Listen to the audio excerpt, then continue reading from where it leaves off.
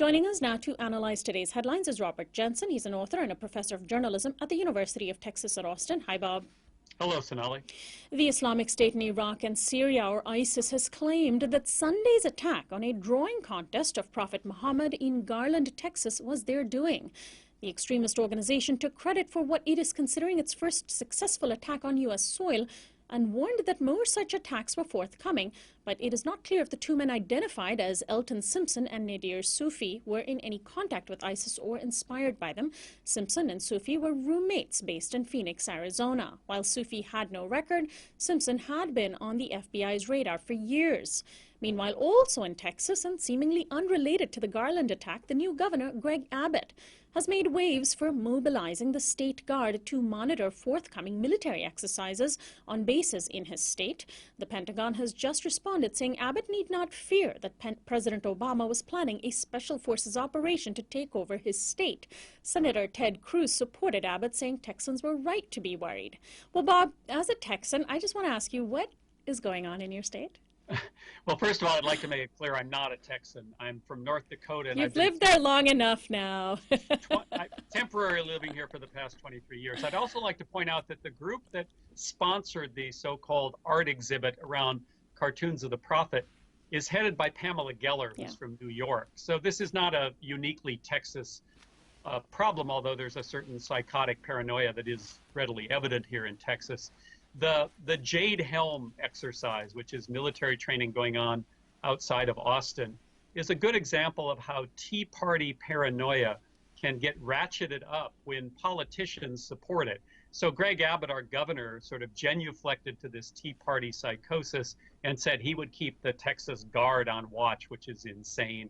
Ted Cruz weighs in with more insanity. It just tells you that there's a segment of the right, especially in places like Texas, that really is somewhat disconnected from reality. There's plenty of things to worry about coming from the government, but the idea that they're going to impose martial law and do it in Bastrop, Texas is, I think, a little far-fetched. And then U.S. Secretary of State John Kerry has just made a surprise visit to Somalia. He is the highest-ranking government official to ever visit the African country. During his hours-long visit, Kerry met with Somalia's president and prime minister to discuss the threat of the militant organization Al-Shabaab. U.S. drone strikes have long targeted Al-Shabaab, and the result is that the organization is now even more dangerous, particularly in neighboring Kenya, where it launched an attack last month, killing 148 people. In fact, Al-Shabaab soldiers just attacked an area of Somalia called Puntland last night, using grenades and machine guns, killing at least 3 policemen. The Somali government has ordered local media to stop referring to Al-Shabaab by its name, which means the youth, and instead refer to it by a word which means group that massacres the Somali people. Well, Bob, can drone attacks and name changes really do anything to constructively curb this group? Well, the name change I'll leave by the side of the road here, but the drone attacks do something. We're well aware of what they do. There's now evidence not only in Africa, but especially in Afghanistan and Pakistan. What drone attacks do is create resentment. It deepens existing resentment against the United States. So drone attacks are going to have predictable long-term consequences. In any short-term evaluation, they might be a reasonable tactic to deal with this group here or that group there, but emphasis on the short term.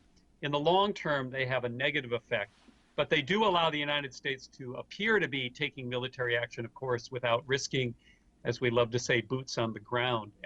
It's a political strategy, not a military strategy, and it's a failed strategy all around. And finally, the Canadian House of Commons is voting today on a major bill that would overhaul the country's security policy and enable its intelligence agencies to vastly increase their powers of surveillance. The bill, called C-51, was launched in response to, quote, the threat of jihadi terrorism, but apparently makes no distinction between terrorist activity and political protest. Some contend the legislation will lead to the creation of a secret police.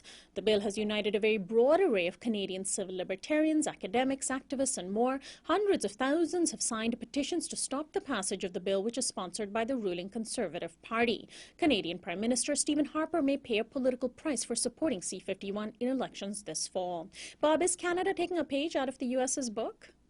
Yeah, it has been doing this for some time now. Progressives in the United States like to point to Canada as a place where things like national health insurance work.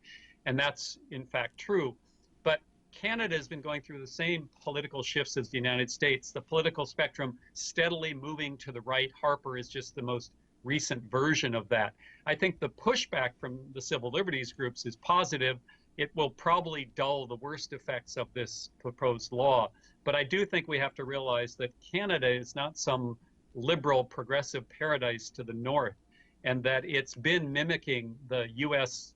goals of concentration of power. We see this not only on this terrorism bill, but of course on energy. The Harper government pushing the tar sands, the most dirty, dangerous, and destructive kind of energy extraction.